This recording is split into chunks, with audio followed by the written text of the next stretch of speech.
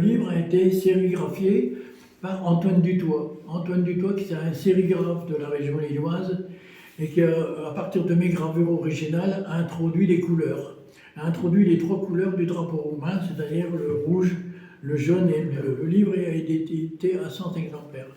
Il y a eu une partie gaufrée, on voit un peu ce qui est en relief, une partie gaufrage, et un petit marque-page qui représente l'arbre à peau. Et l'arbre à peau est le symbole en Roumanie d'une fille à marier. Quand il y avait un arbre à peau dans un jardin, c'est que la fille était mariée. Voilà, le titre c'est Noroc. C'est une expression qui est conviviale. C'est quand on trinque entre personnes. Le marque-page a été inspiré de céramique, de motifs de céramique et motifs de poterie roumaine. Et ça, c'est typique de la Roumanie, du centre de la Roumanie. Ça, c'est tiré du cimetière joyeux de Sapunța, qui est dans le Maramureș. C'est un cimetière où il y a des épitaphes humoristiques sur chaque tombe. La question s'est posée de savoir si on mettait du texte et si on mettait une localisation. Et il a été décidé, c'est pour ça que j'ai appelé ça la Roumanie secrète, qu'il n'y avait pas de texte et qu'il n'y avait pas de localisation. Donc automatiquement, on n'arrive pas à situer géographiquement là où c'est passé. Ça, c'est tiré de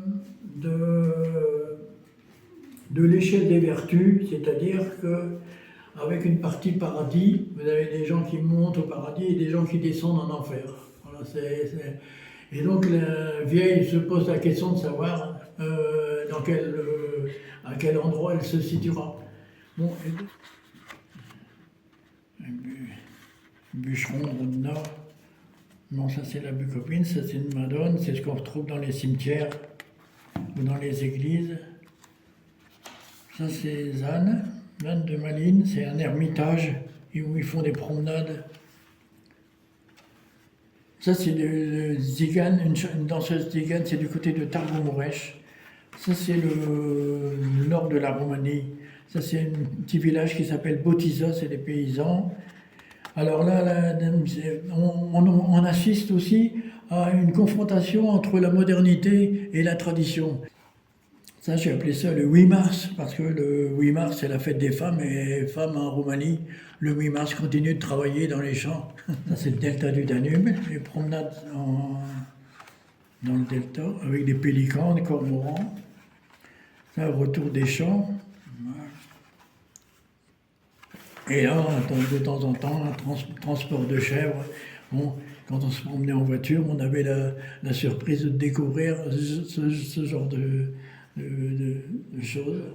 C'est une micro-édition. C'est un micro-éditeur qui fait 2 à 3 livres par an parce qu'il est relié main. C'est-à-dire que tout ça, livre par livre, est relié à la main. Donc ça représente à peu près 200 heures de travail.